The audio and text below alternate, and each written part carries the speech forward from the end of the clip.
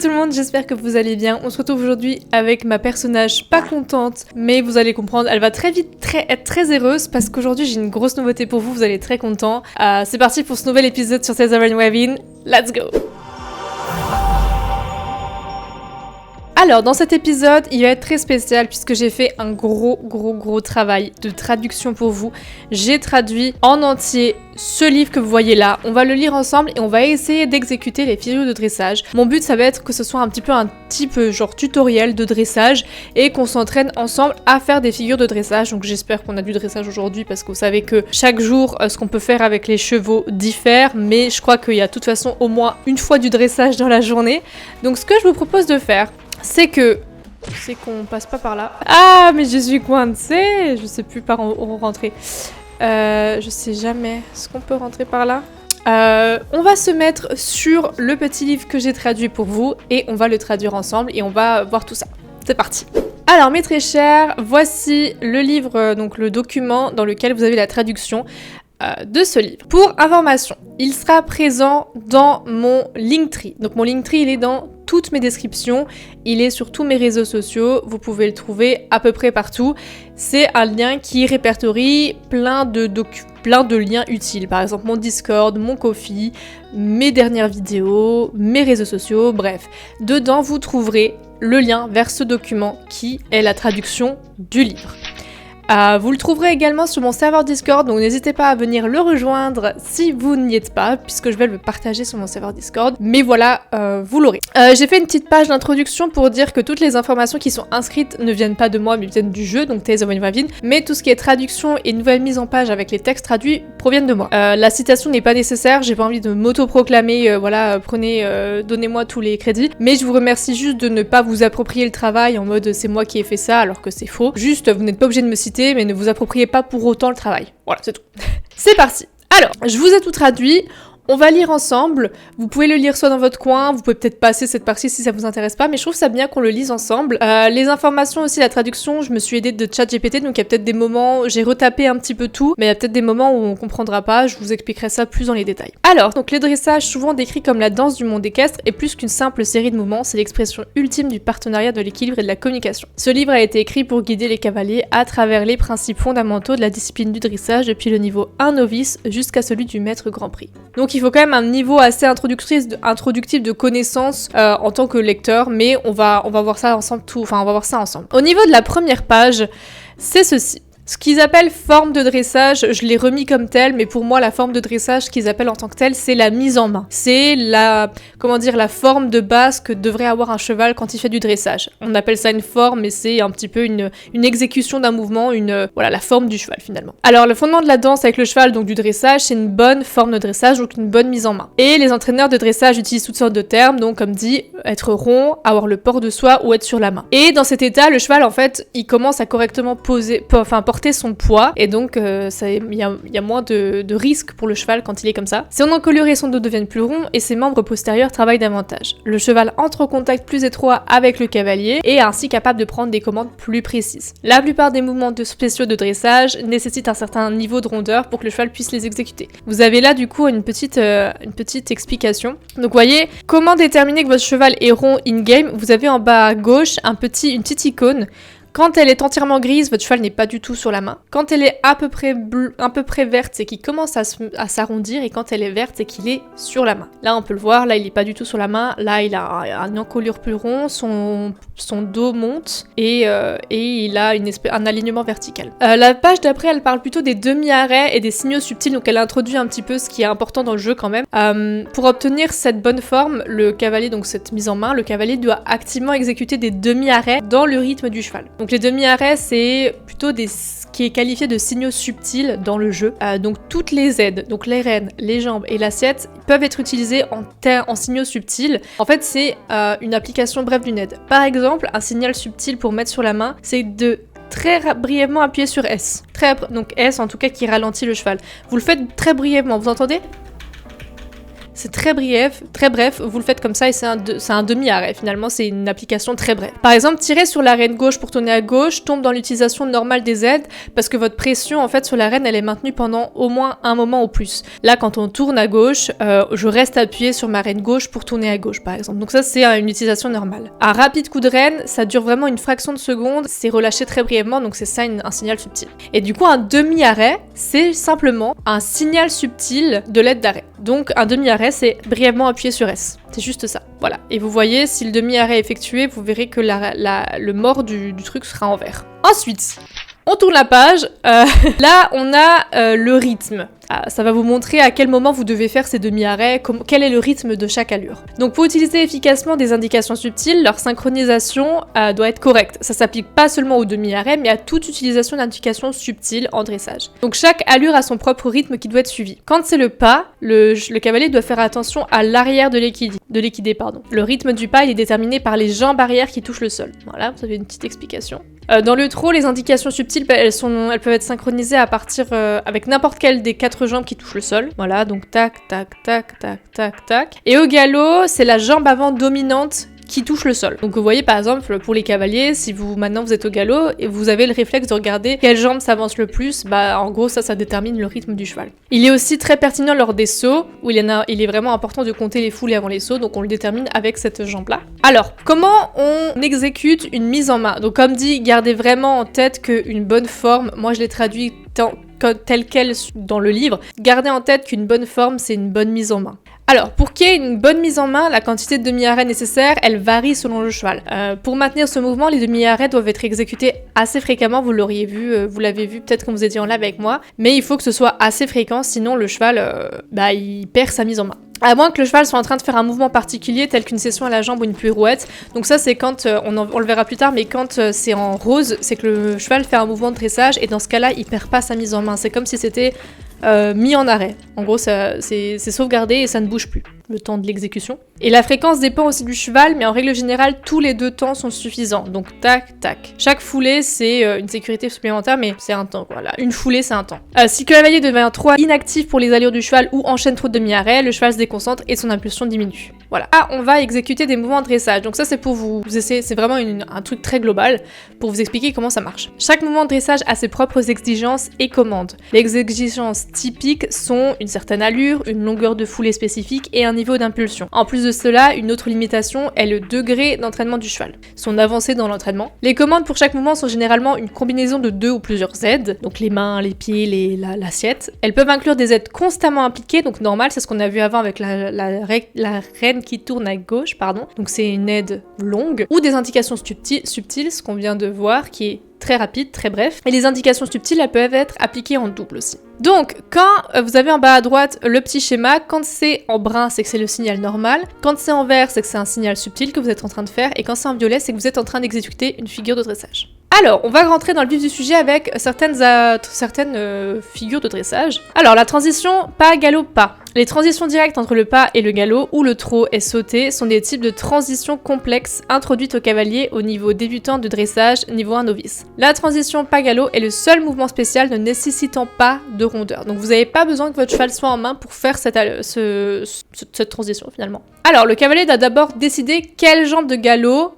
il souhaite obtenir. Donc à quelle main il souhaite être, et le choix du départ détermine de quel côté chaque aide est donnée. Si vous avez déterminé que c'est à droite que vous voulez aller, vous savez quelles aides utiliser. Une fois prêt, le cavalier peut demander le galop en appliquant une pression constante avec la jambe intérieure et la reine intérieure, tout en donnant une légère tape avec la jambe extérieure. Et le coup de jambe doit être synchronisé avec le rythme du pas. Donc le cheval prend le départ au galop avec les aides intérieures. Il est également possible d'utiliser ces aides pour réaliser une transition trop galop si le cavalier souhaite commencer avec un départ spécifique. Si maintenant vous voulez demander un départ au galop à gauche, il faut appuyer avec la jambe et la reine intérieure de façon constante et un tapotement rapide avec la jambe extérieure. Voilà. Donc vous mettez bien vos aides à l'intérieur et vous tapotez à l'extérieur pour donner l'impulsion. Et si c'est à droite, c'est l'inverse, c'est reine droite, jambe droite longuement appuyée, jambe gauche tapotée. donc signaux subtils, et à droite, signaux constants. Au niveau de l'allongement d'allure, donc il y a l'extension, l'allongement, bref, vous connaissez. L'extension est une figure de dressage où la longueur de l'allure du cheval est temporairement augmentée au-delà de sa portée normale. Ce mouvement peut être effectué au pas ou au trot, et lors des routines de dressage. Il est toujours exécuté en ligne droite. Alors, non seulement il allonge son allure, mais aussi il va plus haut. Comme vous pouvez le voir, trop normal, trop allongé, on voit que les antérieurs et les postérieurs se lèvent davantage et il y a une plus grande foulée finalement. Pour faire une extension, le cavalier doit d'abord s'assurer que le cheval est au moins modérément sur la main. Donc la zone de sécurité, c'est-à-dire à peu près l'endroit où vous devez être, il est à mi-chemin. Donc vous devez quand même être à mi-chemin. Donc le cavalier, les petites icônes dont on a parlé au début, doit être au moins à demi verte. Une fois que le cavalier est sur la main, le cavalier peut commencer l'extension en poussant le cheval constamment vers l'avant avec la sienne d'impulsion, donc avec vos touches pour aller vers l'avant, donc moi c'est Z. Et vous appliquez de légers tapotements des jambes des deux côtés au rythme de l'allure choisie. Et le cheval passe à l'extension une fois qu'il s'approche de la limite supérieure de son allure normale. Donc une fois, vous avez une espèce de barre avec là, plus vous êtes en bas, plus vous avez passé à l'allure inférieure, plus vous êtes en haut, plus vous allez passer à l'allure plus vous allez, aller vite, notamment. Vous allez plus vite quand vous avez un pas rapide comme ça, et là c'est plus le pas lent. Et donc là, il faut vraiment que vous soyez le plus haut possible, quoi, dans l'espèce de barre. Et il continuera à s'étendre tant que le cavalier maintient la pression en avant ou arrête d'appliquer les aides de jambes. Vous restez appuyé sur Z pour avancer, et vous tapotez rapidement avec les deux jambes. Au niveau des déplacements latéraux, donc le cheval il effectue des pas croisés, le faisant se déplacer latéralement tout en avançant en même temps. Donc au lieu de faire fic, il fait fou, vous voyez. Et ils peuvent être réalisés à n'importe quelle allure et dans n'importe quelle direction. Alors l'aide, il faut que le degré de rondeur, en fait il varie selon l'allure. Pour un déplacement au pas, il doit être arrondi à 1/3, donc un tiers de l'icône doit être verte. Au trot, c'est 2/3, et au galop, vous devez avoir l'icône verte, sinon ça ne marchera pas. Une fois que vous avez la rondeur, l'écartement il peut commencer lorsque le cavalier applique des indications subtiles avec l'arène extérieure plus la jambe extérieure, au rythme de l'allure comme d'habitude, et le cheval se déplace dans la direction opposée aux indications. Donc vous voyez, si maintenant je peux faire un déplacement latéral vers la gauche, et ben je vais mettre ma jambe droite et ma reine droite et je vais appuyer subtilement. Tac tac, tac tac, tac tac, tac tac. Vous voyez? Et là, il se déplacera vers la gauche. Et on a également le déplacement latéral au galop qui a sa propre page. C'est un mouvement de dressage de niveau semi-avancé qui nécessite une attention particulière aux détails par rapport au déplacement latéral dans les allures plus lentes. Outre le fait que le cheval doit être bien sur la main, le galop doit être au moins modérément rassemblé. Donc vous devez avoir vraiment un petit galop. Vous ne devez pas être au plus haut de la barre dont je vous ai parlé plus haut, vous êtes vraiment plus bas. Comme les chevaux existent sous différentes formes et tailles, il est impossible de fixer une limite stricte pour la longueur de la foulée en mètres, mais en règle générale, un cheval de taille moyenne devrait galoper à environ 3,5 mètres par foulée au moins. De plus, le pli du galop est important, le pli doit être dans la même direction que l'écartement. Donc si on veut faire un déplacement latéral au galop à gauche, le pli doit être à gauche. Et on peut aussi réaliser un déplacement latéral au galop sur un trajet courbé en maintenant une pression constante sur la reine intérieure pendant l'écartement. Donc ça rajoute un petit peu de la complexité. La courbe dépendra de la quantité de mouvement en avant du cheval. C'est-à-dire que non seulement vous devez avoir par exemple la main droite, la jambe droite pour le déplacement, en ayant le cheval rassemblé, mais en plus vous devez écarter la reine intérieure. À des niveaux inférieurs, l'écartement se fait toujours en ligne droite, la diagonale étant la plus courante. À des niveaux plus avancés, les écartements peuvent parfois être effectués sur des trajectoires courbées comme un cercle ou un demi-cercle. Je sais pas si on y arrivera à faire ça, mais c'est ouf. Un déplacement latéral au galop fortement rassemblé sur un trajet courbé est le point de départ pour apprendre la pirouette. On passe au piafé, donc c'est un trot très rassemblé, essentiellement l'opposé du trot allongé, et le rassemblé se fait jusqu'à que le cheval soit presque sur place et que son tempo ralentisse de manière significative. Le cheval il doit transférer son poids sur ses postérieurs, ce qui fait lever davantage ses antérieurs forcément. Et le piafé c'est un mouvement de dressage de haut niveau introduit au niveau 4. Pour faire le piafé, il faut que y ait les mêmes aides d'extension déjà. Si le cheval est au trot, et bien en main, le cavalier peut commencer à demander le piafé. Il y aura des petites corrections parce que là piafé je l'ai mal écrit. Donc je vais corriger ça avant que la vidéo sorte. Donc vous normalement quand vous avez le livre, enfin quand la vidéo est sortie, le livre sera bien corrigé avec tout bien fait. Vous inquiétez pas. Ça me permet aussi cette vidéo de voir un petit peu là où j'ai des zones de correction à effectuer. En appliquant un arrêt constant tout en maintenant le trot avec des tapes légères des jambes en rythme avec l'allure. Et le cheval il passe au piafé une fois qu'il a atteint l'extrémité basse de la plage de trot, donc en bas. Qu'il soit là, pas là, mais là. Vous regardez votre touche S appuyée. Mais pendant ce temps, Avec les deux jambes, donc vous voyez, les deux clics de souris sont enfoncés, vous faites des signaux subtils, donc tac, tac, tac, tac, et par contre, vous gardez la touche S enfoncée. Et si l'objectif est d'effectuer une transition rapide vers le piafé et un point de contrôle précis, le cavalier pourrait vouloir pré-rassembler le trot avant de demander le piafé. Au niveau du changement de pied au galop, c'est un changement de pli au galop effectué sur commande et sans cesser le galop. Donc c'est-à-dire que vous êtes au galop à gauche et après vous allez passer au galop à droite, quoi. Et ça se produit pendant la phase de suspension au galop lorsque toutes les jambes sont en l'air. Ouais, je vais marquer phase de suspension, ce sera mieux que phase en l'air. Il y a vraiment, je corrige tout avec cette vidéo, c'est parfait. Plusieurs changements de pied au galop exécutés en séquence, par exemple à chaque deuxième foulée, sont appelés changements de pied au temps. Donc ça, c'est vraiment une succession de changements de pied au galop. Pour effectuer un changement de pied au galop, le cheval va être au galop et au moins aux 2/3 sur la main. Le cavalier peut demander un changement de pied en effectuant un léger double tapotement avec la jambe opposée, donc tic-tic. Donc si je suis au galop à gauche et que je veux passer au galop à droite, je vais faire un double clic à gauche. Parce que je veux vous voyez, avant pour demander le galop à droite, on gardait notre jambe droite et notre main droite en constant et on faisait des légers tapotements à gauche, bah là c'est pareil mais on double clic pour lui dire qu'on veut vraiment changer de pied. Il faut que le timing du double tapotement soit synchronisé avec le rythme du galop. Donc si le cheval il est actuellement au galop à gauche et que le cavalier veut passer à droite, il doit tapoter 2 fois avec la jambe gauche. Voilà.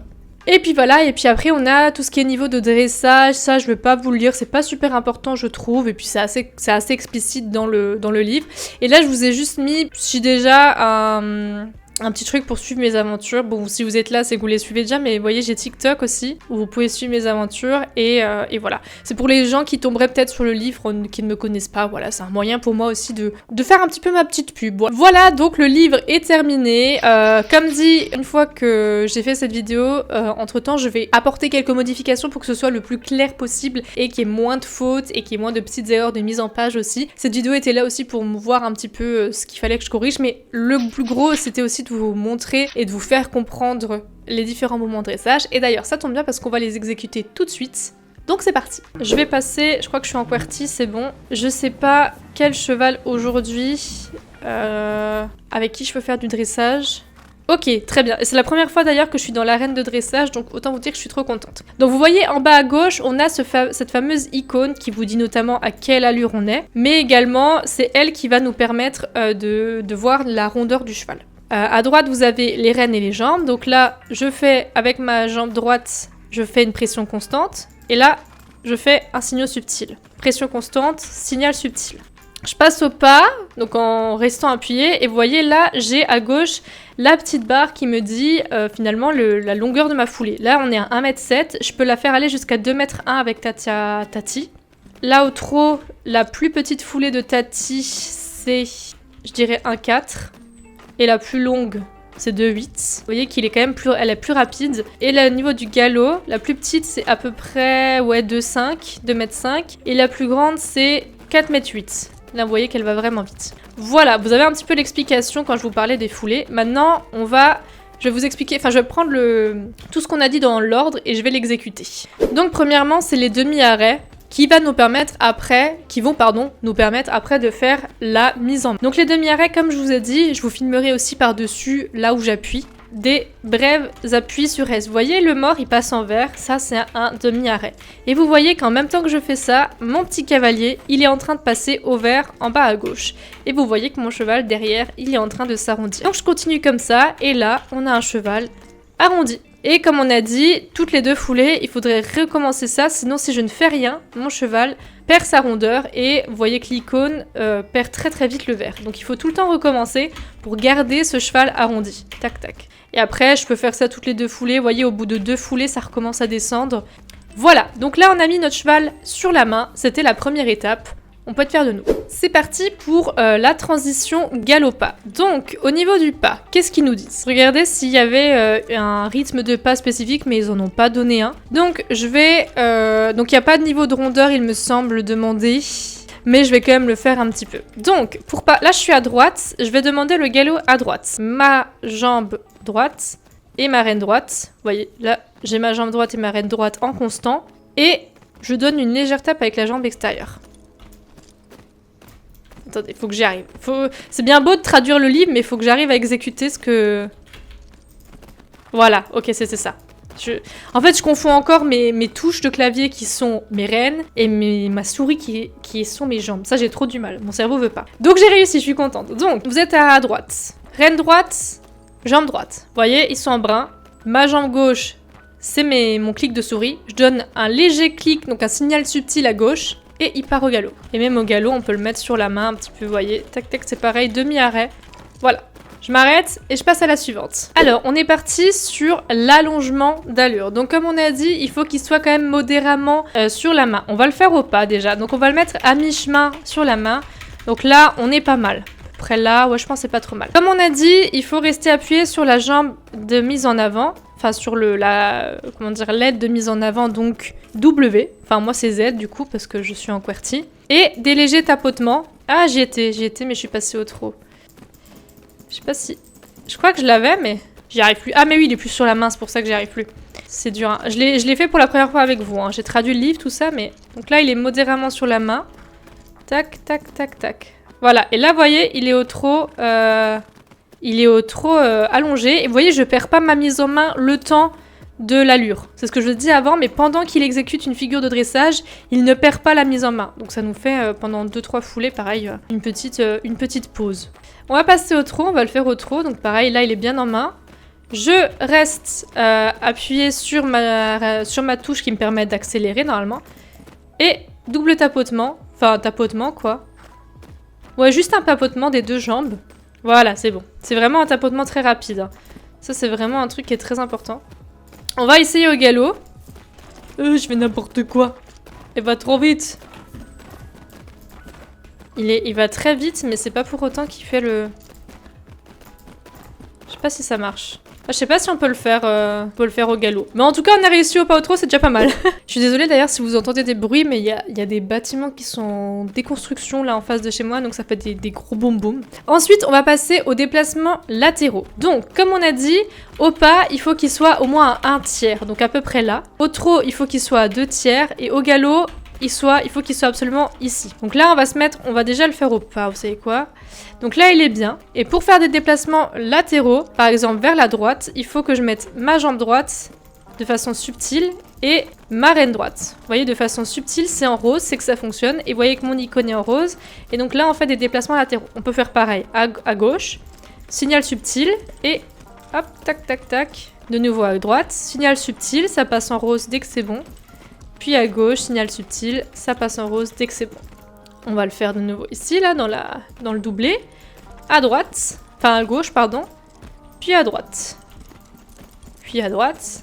Enfin à gauche, puis à droite. Et on va le faire au galop. Alors au galop, par contre, il faut qu'il soit, voilà, entièrement sur la main. Et par contre, on peut faire la même chose. Tac, tac, tac. Tac, tac, tac. Et à droite, tac, tac, tac. Tac, tac, tac. Voilà, c'est vraiment des signaux subtils qui se transforment en mouvement de dressage. Un déplacement latéral. Bon, maintenant, il faut, sur un trajet courbé, ça par contre, il faut que je me le mette en tête, parce que ça, j'ai vraiment du mal.